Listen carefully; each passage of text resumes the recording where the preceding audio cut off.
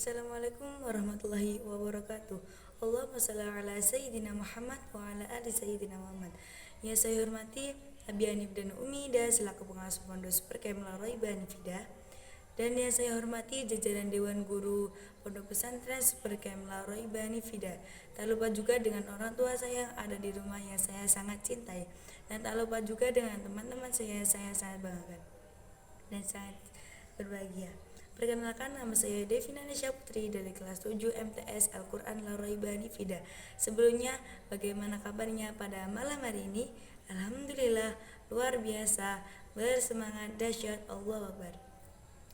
Malam ini saya akan mempresentasikan peta imajinasi saya yang berjudul Ubudiyah Bab 2.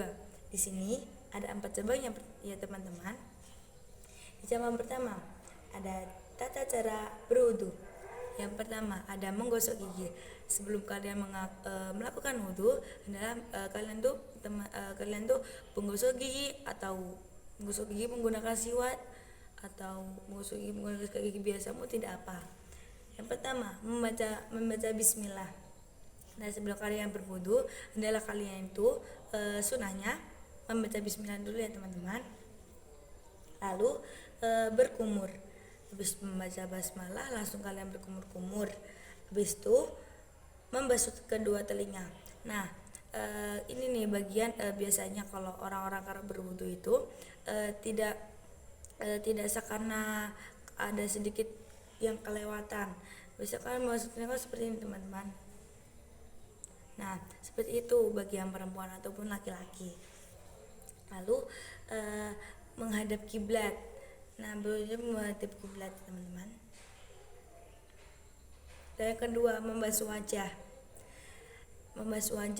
Nah, teman-teman biasanya kalau orang-orang wudu itu biasanya kalau membasuh wajah itu terserahnya, maksudnya tidak beraturan kalau membasuh wajah itu sampai ke sini ya teman-teman. Nah, habis yang kedua membasuh kedua tangan sampai siku. Nah, kalau membasuh tangan kedua sampai siku itu sampai segini ya teman-teman. Tidak boleh mengurangi. Lalu yang keempat mengusap kepala. Yang kelima membasuh kedua kaki. Nah, kalau kalian membasuh kedua kaki jangan lupa sampai belakangnya ya teman-teman. Biasanya itu yang sering kelewatan. Yang keenam tertib. Habis itu kesunahan dalam wudu. Yang cabang kedua ada teknis pelaksanaan. Teknis pelaksanaan adalah menghadap kiblat, bersiwak, membaca basmalah dan melepas cincin. Nah, kenapa kalian ketika berwudu kalian melepas cincin? Karena biasanya kalau kalian berwudu lalu kalian itu memakai cincin, nah biasanya airnya tidak masuk ke dalam itu, jadi wudunya tidak seakan ada yang kelewatan. Lalu ada hal-hal yang membatalkan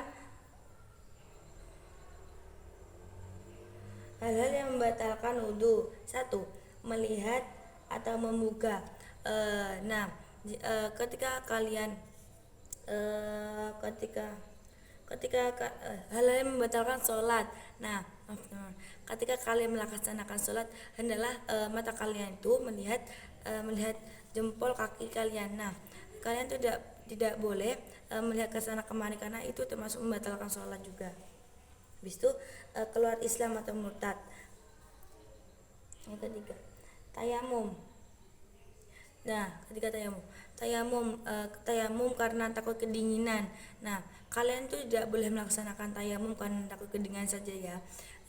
Melaksanakan tayamum itu hanya untuk kalau benar-benar tidak ada air, itu baru tayamum. Yang 4,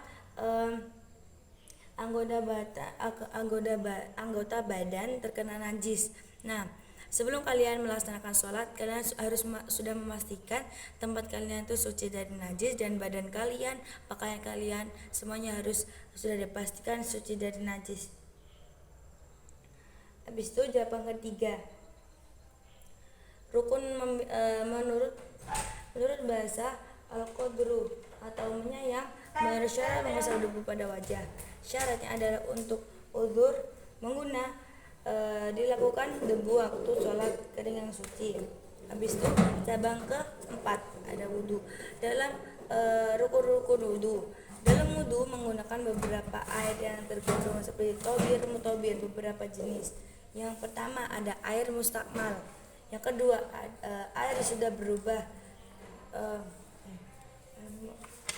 Niat menghilangkan hadis, niat wudhu agar boleh melaksanakan ibadah.